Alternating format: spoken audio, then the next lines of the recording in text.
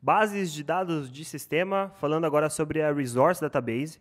Essa que é uma base um pouco diferente, o pessoal não conhece muito, principalmente por conta disso aqui. Eu vou abrir meu SQL Server. Se eu abrir aqui Databases e vier em System Database, vai me aparecer 4 bancos de dados apenas: Master, Model, MSDB e TempDB. Essa Resource Database ela não aparece na listagem dos bancos de dados de sistema dentro do SQL Server. Então, parece que é um pouco escondida, onde é que ela fica, tudo mais. O que é Resource Database? Então, primeiro, para destacar, ela é read-only. Então, a gente não faz escrita nesse banco de dados nunca.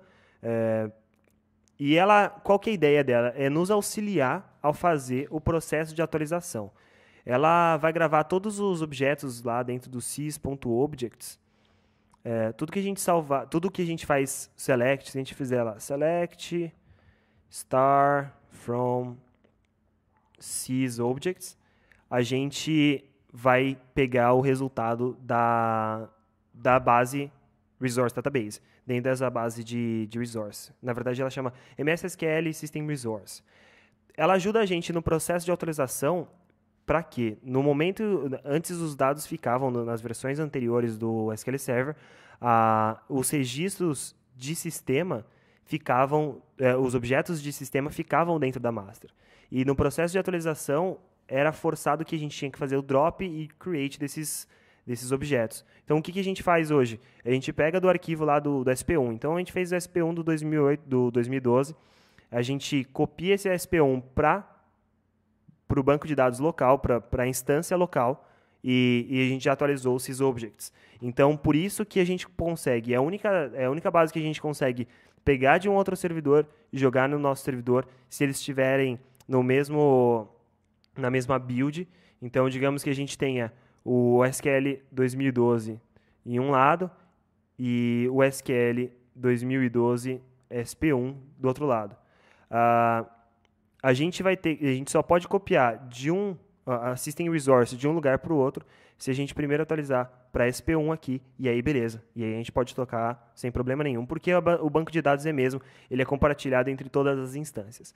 Além disso, é por instância. Então, é um banco de dados de Resource Database, esse banco de dados Resource é um por instância.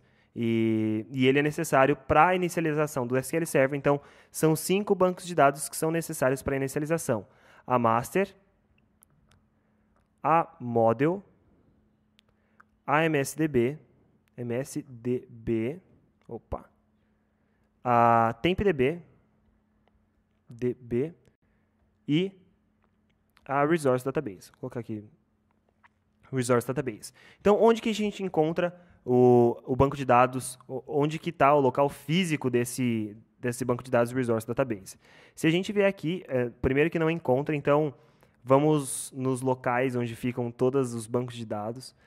Se a gente clicar aqui em Files, então dei o botão direito na Master, fui em Files, ele vai informar para a gente onde que está salvo esse banco de dados. Eu vou dar um Ctrl C aqui. Isso é compartilhado entre todos os bancos de dados por padrão.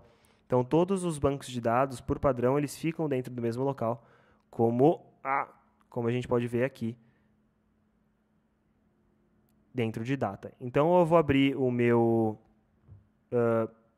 Windows Explorer para poder navegar até esse banco de dados, até essa pasta onde estão todos os bancos de dados do SQL Server. Então, Ctrl V.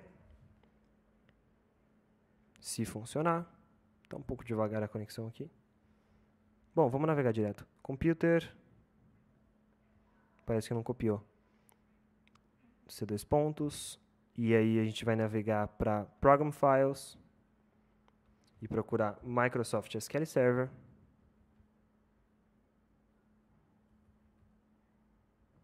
Aqui.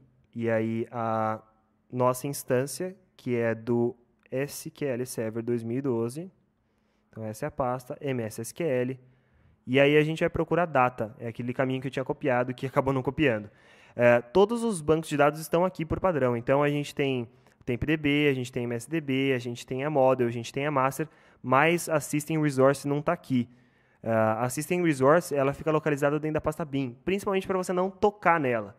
Então, para você nem ter ideia, se você não souber quem ela é, para você não ter ideia, não mexa nela. Então, MS SQL, se a gente digitar aqui, vai aparecer tanto o MDF quanto o LDF, o arquivo primário e o arquivo de log dessa base de dados.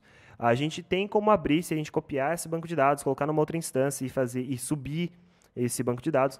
Já adianto que não tem nada de interessante dentro desse banco de dados para ver, mas eu já coloquei aqui uma colinha, dá para abrir, dá para ver as propriedades desse banco de dados através de T-SQL dentro do mesmo banco de dados. Então, eu não subi essa máquina. Isso aqui você pode executar no seu SQL 2012, aí também vai aparecer a mesma coisa. Na verdade, se tiver em Service Pack diferente, vai aparecer coisa diferente. E, inclusive, esse segundo select vai aparecer diferente meu do seu.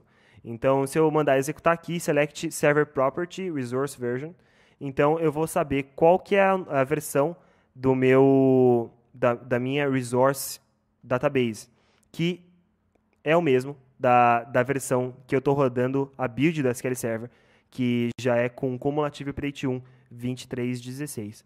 É a mesma. E se eu executar select server property, resource last update date time, vai aparecer a última vez que foi atualizado esse banco de dados, que foi nessa data e nessa hora. Então, são duas propriedades que a gente consegue pegar desse banco de dados, mesmo sem montar esse banco de dados dentro, como se fosse um banco de dados de usuário, como se fosse um banco de dados normal, sem que seja um banco de dados de sistema. Bom, essa opa, acho que tem mais alguns pontos. Backup Restore. Não é interessante fazer backup restore, primeiro que você não consegue fazer backup e restore desse banco de dados. E se você perdê-lo, é só copiar de um outro local, de uma outra instância. E acesso à base, como eu tinha dito, ela é hiperlimitado. A gente não deveria fazer acesso a esse banco de dados, principalmente porque eles já colocam na BIM, eles já colocam em um local diferente, não aparece para você acessar ali dentro do System Databases do Management Studio. Então, é só para ter ideia de que é uma base de dados de sistema, ela é necessária para o SQL subir, para o SQL funcionar, assim como as outras 4 bancos de dados anteriores aqui, tem PDB, MSDB, Model e Master.